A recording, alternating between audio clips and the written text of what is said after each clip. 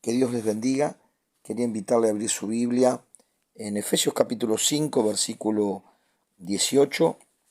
Dice así la palabra de Dios: No os embriaguéis con vino, en lo cual hay disolución, antes bien sé lleno del Espíritu, hablando entre vosotros con salmos, con himnos, con cánticos espirituales, cantando, alabando al Señor con vuestros corazones, dando siempre gracias por todo al Dios y Padre en el nombre de nuestro Señor Jesucristo.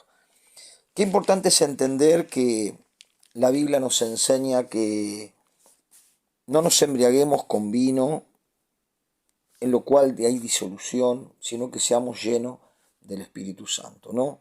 Sabemos que uno de los pecados que contristan al Espíritu Santo es la borrachera, pero Dios quiere que estemos sumergidos en su presencia, inundados por su presencia, sabiendo que en su presencia hay plenitud y hay alegría.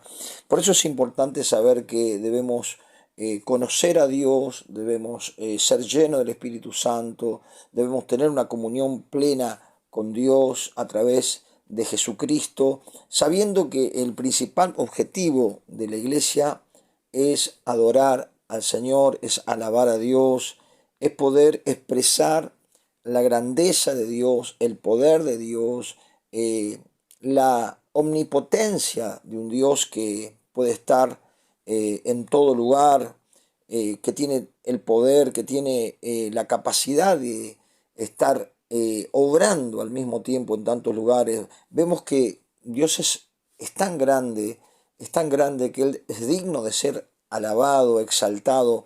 Por eso uno de los principales objetivos cuando nos congregamos es exaltarlo, es elogiar su grandeza, su poder, es poder adorarlo a Él, expresarle nuestra gratitud, expresarle a Él todo nuestra adoración y alabanza a Él, sabiendo de que Él es bueno. Elogiamos, adoramos a un Dios que es bueno, que es misericordioso, que es piadoso, que es paciente, que es lento para la ira y que es grande en misericordia. Y debemos hacerlo con alegría, debemos hacerlo con cánticos, con palmas, como dice el Salmo 150, expresiones de gratitud y de adoración al Señor.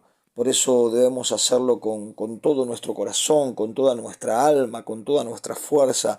Él es digno de ser alabado y de ser adorado. Así que el propósito de la iglesia del Señor es adorar a un Dios que es creador de lo visible y lo invisible, un Dios que creó al hombre, un Dios que nos quiere favorecer con sus bendiciones abundantes.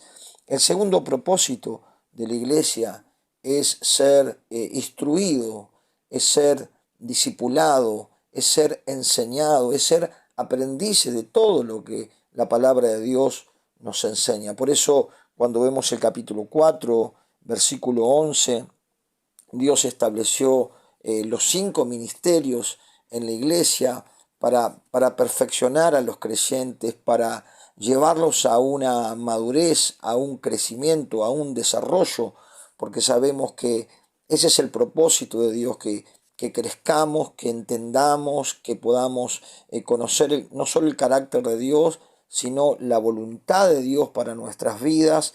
Y Dios ha permitido en su soberanía establecer, ¿no? Como vemos aquí en el capítulo 4, versículo 11 de Efesios, dice: Él mismo constituyó a unos apóstoles, a otros profetas, a otros evangelistas y a otros pastores y maestros. Quiere decir que Dios mismo constituyó estos 5 ministerios, y el versículo 12 dice: a fin de perfeccionar a los santos para la obra del ministerio, para la edificación del cuerpo de Cristo, ¿no?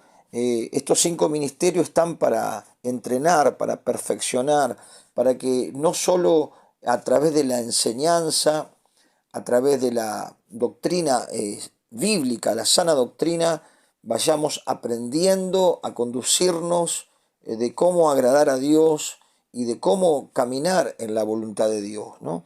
Y dice el versículo 13: hasta que todos lleguemos a la unidad de la fe y del conocimiento del Hijo de Dios, un varón perfecto a la medida de la estatura de la plenitud de Cristo.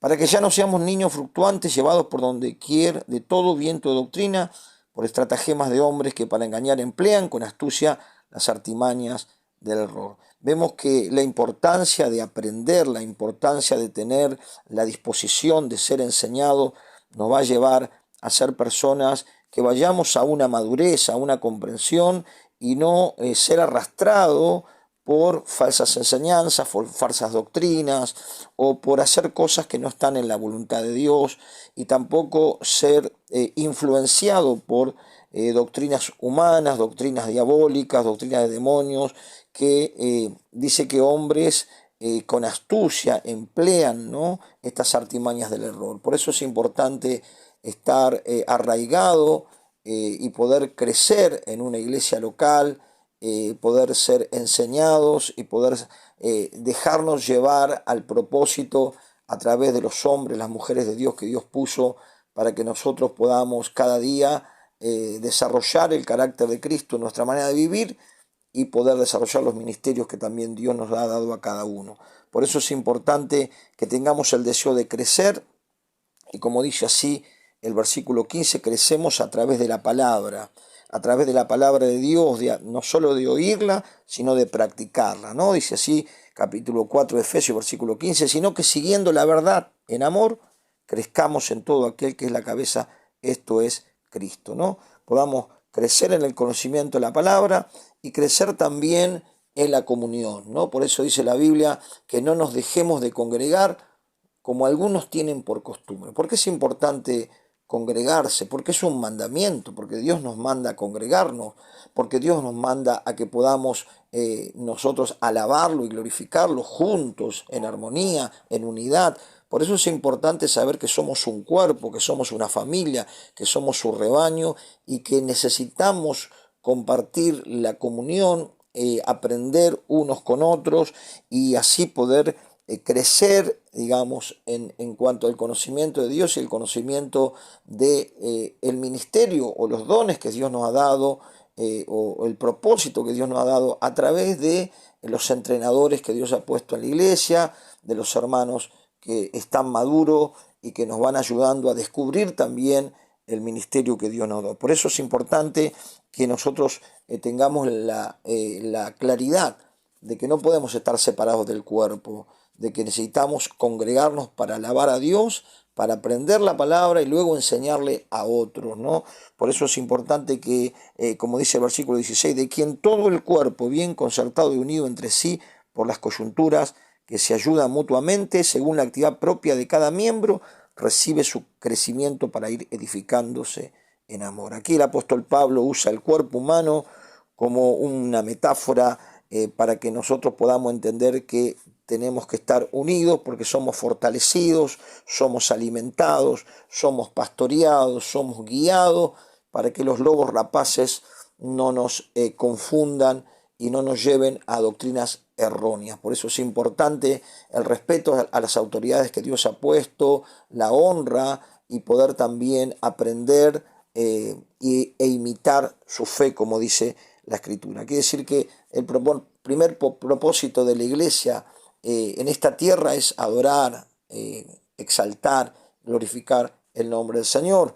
El segundo propósito es aprender, es hacer discípulos, es nutrirnos con el alimento de la palabra de Dios para que también podamos hacerlo con otros y para que también podamos entender cómo vivir en la voluntad de Dios. Conociendo la Escritura, conocemos la voluntad de Dios. Y el tercer punto, el otro propósito específico de la iglesia es ganar el mundo para Cristo. Sabemos que hay un mundo que necesita la manifestación de los hijos de Dios. Sabemos que hay un mundo que está lejos de Dios y que el Señor nos da un mandato muy específico para que todo aquel cristiano que realmente recibió a Cristo como Señor y Salvador y que tiene la comisión que es un hijo de Dios, una hija de Dios, tiene que obedecer este mandato, ¿no? De poder llevar el mensaje